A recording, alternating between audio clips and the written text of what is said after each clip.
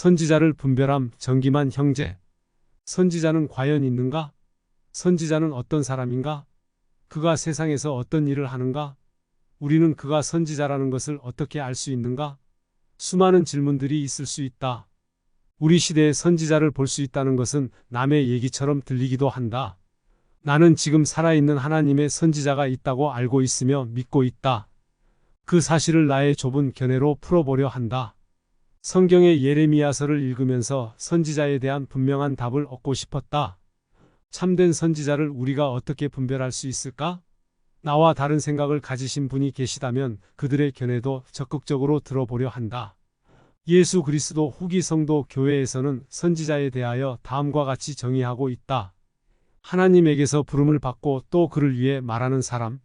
하나님의 사자로서 선지자는 명령, 예언, 계시를 하나님에게서 받는다. 그의 책임은 하나님의 뜻과 참된 본성을 인간에게 알리는 것이며 또 인간에게 행하는 그의 뜻을 나타내는 것이다. 선지자는 죄를 비난하고 그 결과를 예고한다. 그는 의의 전파자이다. 때때로 선지자들은 인류의 이익을 위하여 영감을 받아 미래를 예고할 수도 있다. 하지만 그의 주된 책임은 그리스도에 대해 증언하는 것이다. 예수 그리스도 후기 성도 교회의 회장은 오늘날 지상에 있는 하나님의 선지자이다. 회장 및 12사도 정원회의 구성원은 선지자, 선견자 및 계시자로 지지된다. 경전 안내서. 위의 기록에 의하면 회장단과 12사도 정원회의 구성원을 선지자라고 명명하고 있다. 그 중에서도 교회 회장을 이 시대의 대표 선지자라고 부른다. 세상에는 선지자들이 다수 있다. 자칭 선지자도 있고 타칭 선지자라고 일컫는 이들도 있다.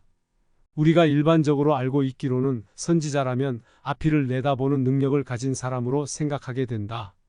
선지자의 역할은 그 외에도 많지만 역시 미래를 내다보는 특별한 능력이 있어야 한다고 생각한다. 선지자에 대하여 극명한 대비를 보여주는 기사가 경전에 나온다. 특히 예레미야서를 보면 선지자에 대해 더 잘 이해할 수가 있다.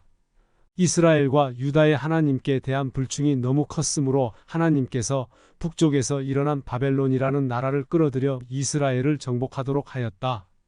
이스라엘이 멸망당하기 전에 수많은 선지자들이 나타나서 예루살렘의 멸망에 대해 경고하였다. 그러나 당시 왕을 비롯하여 백성들도 그 사실을 받아들이려 하지 않았다.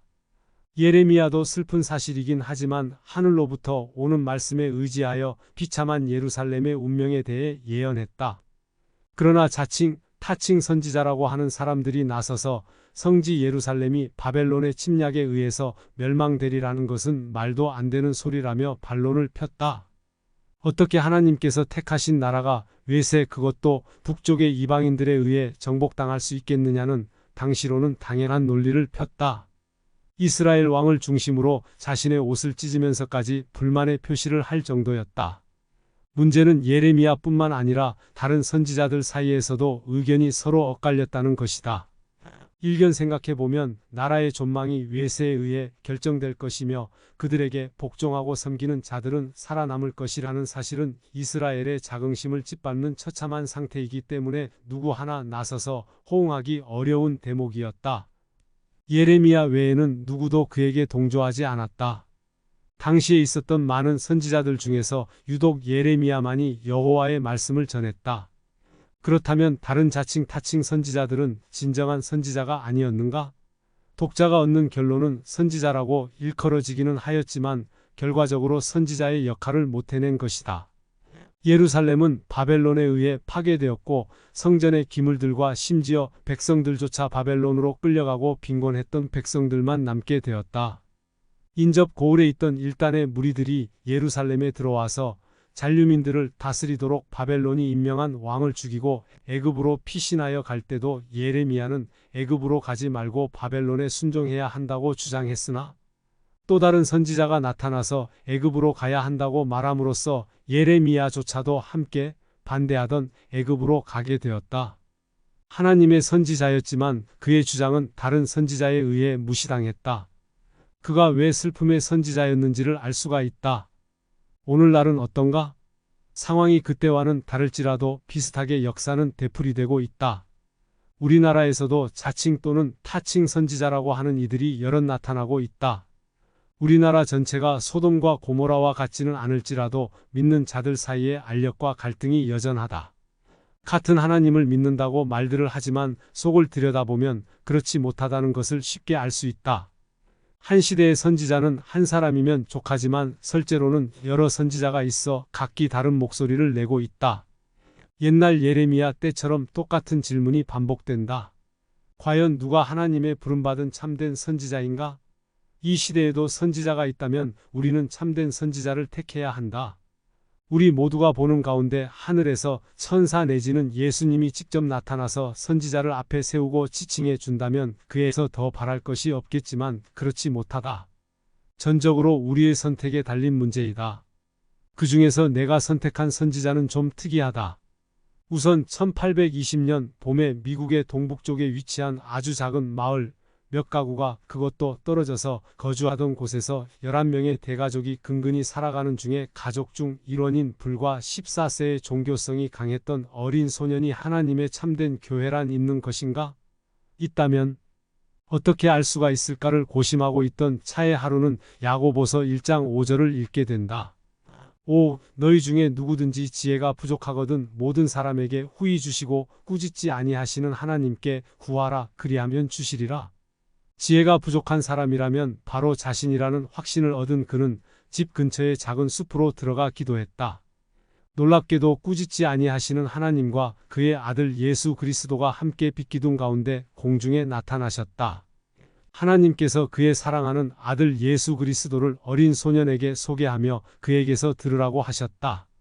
수많은 교회가 난립하여 서로가 자신이 속한 교회가 참되다고 하였지만 그 많은 교회 중 정말 어느 교회가 하나님께서 인정한 교회인지를 알고 싶어 기도한 소년에게 예수님께서는 아무 교회에도 속하지 말라고 하셨다. 그들이 입술로는 주님을 부르고 있지만 그 마음은 주님과 멀다고 하셨다. 그리스도의 참된 복음의 회복을 알리는 사건 이후 하늘로부터 천사 모로나이가 나타나 몰몬경의 근원이 된 금판의 소재를 알려주었고 참된 교회가 갖는 하나님의 존귀한 권능인 신권을 다시 지상에 회복하기 위해 침례 요한과 이어서 베드로, 야고보, 요한이 나타나서 그 어린 소년에서 이제 성년이 된 조셉과 그의 조력자 올리버에게 신권을 부여했다. 뿐만 아니라 주님의 거룩한 집 성전을 건축하게 하고 산 자와 죽은 자를 위한 의식을 지상에서 행하도록 하셨다. 12사도를 부르시고 대표 선지자를 부르셨다. 우리가 만나게 되는 여러 선지자가 저마다 자기의 부름이 하늘에서 왔다고 한다. 우리는 그 많은 선지자들 중에서 과연 누가 하나님의 참된 선지자인지를 간파해야만 한다. 마치 예레미야 당시와 다를 바가 없다. 참된 선지자라면 우리가 알아야 할 선결 조건들이 있어야 하는데 내가 위에 열거한 것들은 바로 초대교회에 있었던 조직이며 가르침이다. 나에게 선택의 단초가 되었던 그 어린 소년이 본 영화로운 시연이 나를 이끌었다. 나는 지금으로부터 40년도 전에 그 매료된 사실에 사로잡혀 이 참된 교회를 떠나지 못하고 있다. 이 교회에 속하여 살다가 생을 마칠 작정이다. 아름답고 선한 말씀, 가르침, 의식들 뭐 하나 흠잡을 데가 없는 제대로 된 그야말로 예수 그리스도의 회복된 복음을 가진 선지자를 가진 교회이다.